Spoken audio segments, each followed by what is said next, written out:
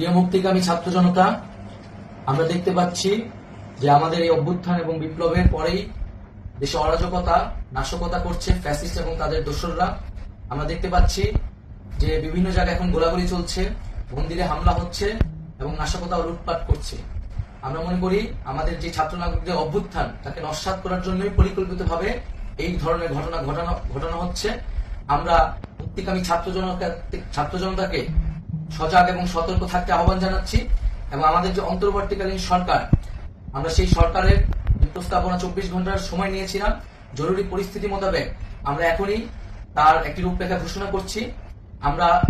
আমরা সিদ্ধান্ত নিয়েছি যে সর্বজন গ্রহণযোগ্য আন্তর্জাতিক খ্যাতিসম্পন্ন নোবেল পুরস্কার বিজয়ী ডক্টর মোহাম্মদ ইউনূসকে প্রধান উপদেষ্টা করে অন্তর্বর্তীকালীন সরকার গঠন করা হবে এবং ডক্টর মোহাম্মদ ইউনূসের সাথেও আমাদের কথা হয়েছে। তিনি ছাত্র জনতার আহ্বানে বাংলাদেশকে রক্ষা করতে এই গুরু দায়িত্ব নিতে সম্মত হয়েছে। আমরা সকালের মধ্যেই আমরা এই সরকার গঠনের প্রক্রিয়া দেখতে চাই। রাষ্ট্রপতির কাছে আহ্বান থাকবে যে দ্রুত সময়ের মধ্যে ডক্টর মোহাম্মদ ইউনূসকে প্রধান উপদেষ্টা করে অন্তর্বর্তীকালীন সরকার গঠন করা হোক এবং এই অন্তর্বর্তীকালীন সরকারের বাকি সদস্যদের নামও আমরা সকালের মধ্যে ঘোষণা করব।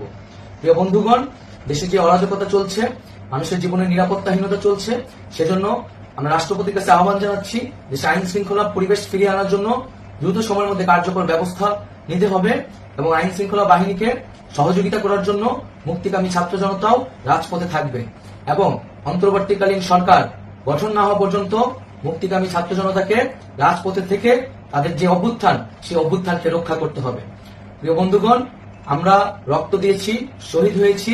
আমাদের যে প্রতিশ্রুতি একটি নতুন বাংলাদেশ গঠন করার জন্য, সেটিকে আমাদের অবশ্যই বাস্তবায়ন করতে হবে এবং অবশ্যই ছাত্র জনতার প্রস্তাবিত সরকার বাদে কোনো ধরনের সরকার কিন্তু মেনে নেওয়া হবে না।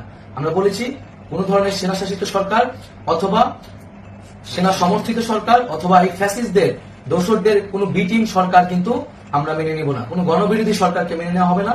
ছাত্র জনতার অভ্যুত্থানকারী যে প্রস্তাবিত সরকার, অন্তর্বর্তীকালীন সরকার, যেটা আমরা সিদ্ধান্ত উপনীত হয়েছি ডক্টর মোহাম্মদ ইউনূসকে প্রধান উপদেষ্টা করে সরকার গঠন করা হবে, সেই সরকারকেই বাস্তবায়ন করতে হবে অবিলম্বে। আগামীকাল সকাল থেকে সকলকে আহ্বান জানাচ্ছি রাজপথে থাকার জন্য এবং আমাদের যে সাম্প্রদায়িক সম্প্রীতি এবং রাষ্ট্রীয় সম্পদ রক্ষা কমিটির ঘোষণা হয়েছে বৈষম্যবিরোধী ছাত্র আন্দোলনের নেতৃত্বে, সকল পাড়ায় পাড়ায় এলাকায় এলাকায় সেই কমিটি পাহারায় থাকবে। আমাদের সংখ্যালঘু কমিউনিটিকে আমাদের রক্ষা করতে হবে, রাষ্ট্রীয় সম্পদ এবং এই দেশকে রক্ষা করতে হবে আমাদের।